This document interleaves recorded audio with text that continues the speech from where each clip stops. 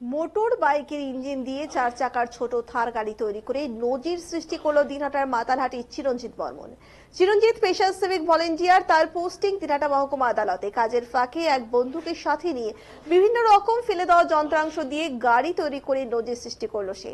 জানা গেছে 1.5 বছর আগে থেকেই এই গাড়ি তৈরির পরিকল্পনা এবং তারপরে কাজ শুরু করে দেন চিরঞ্জিত। অবশেষে 1.5 বছর পর সম্পূর্ণরূপে তৈরি হয়ে গেল সেই গাড়ি। এদিন ওই গাড়ি দিনহাটা মহকুমা আদালত চত্বরে নিয়ে আসে চিরঞ্জিত। সেখানে তার গাড়ি দেখতে ভিড় জমান মহকুমা আদালত চত্বরে থাকা সাধারণ মানুষজন থেকে শুরু করে আইনজীবীরা সহ অন্যান্যরা। চিরঞ্জিতের এই হীন উদ্যোগকে সাধুবাদ জানিয়েছেন অনেকেই। জগদ্দল নাম রাখা হয়েছে ওই ছোট্ট গাড়িটির। এর আগেও কোচবিহার জেলার একাধিক প্রান্তে এই ধরনের গাড়ি অনেকেই নিজের ব্যক্তিগত উদ্যোগে তৈরি করেছেন, কিন্তু দিনহাটায় এই প্রথমবার মাতালহাটের যুবক চিরঞ্জিত এই গাড়ি তৈরির নজির গড়লেন।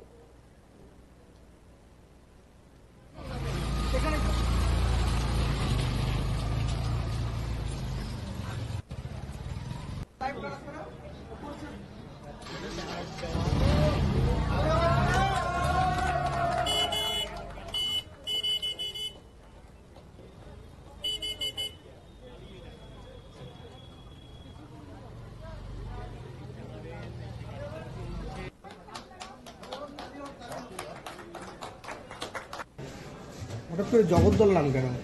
আমি একটা গদ্যের মধ্যে পড়েছিলাম, জগদ্দলের একটা করুণ কাহিনী ছিল। একদম জীর্ণ শীর্ণ বর্তমান যে আধুনিক গাড়িগুলো তার থেকে একদম ব্যতিক্রমী। গল্পের সেই জগদ্দল তো মালিককে অনেক ভোগান্তি দিয়েছিল। তো হয়তো আমার কথাই সেরকমই আছে, কারণ আমি যার অর্থ নেই তার ব্যর্থ জীবন। আমার অর্থ থাকলে হয়তো এরকম প্রচেষ্টা করতাম না। তো সীমিত টাকা দিয়ে এতটুকুই করেছি, ভালো করতে পারিনি। এসপেক্টটা যদি বলতেন গাড়ির কি ইউজ করেছেন গাড়িতে? আমি এই গাড়ির মধ্যে নতুন সেরকম কিছু ইউজ করিনি। আমার হাতে স্টারিং আছে, সিট আছে, একদম সামনের যে বোনের শিশা দেখতে পাচ্ছেন, এমনকি লুকিং গ্লাস পর্যন্ত প্রত্যেকটা, এই যে লিভারগুলো আছে প্রত্যেকটাই আমার কোনো না কোনো ভাঙড়ির দোকান থেকে কালেকশন করা। রাস্তায় চলবেন গাড়ি? আমি পারমিশন নেওয়ার জন্য চেষ্টা করবো। যদি পারমিশন না পাই, তো পারমিশন দেবে না। যদি না পাই আমি তৈরি করেছি, এটাই অনেক, আমি ঘরের মধ্যে রেখে দেবো। আমি আইন ভঙ্গ করতে চাই না।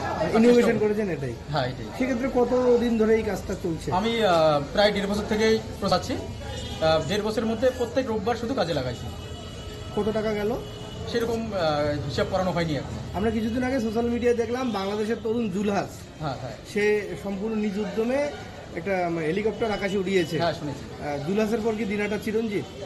সেটা আপনারাই ভালো বলতে পারবেন।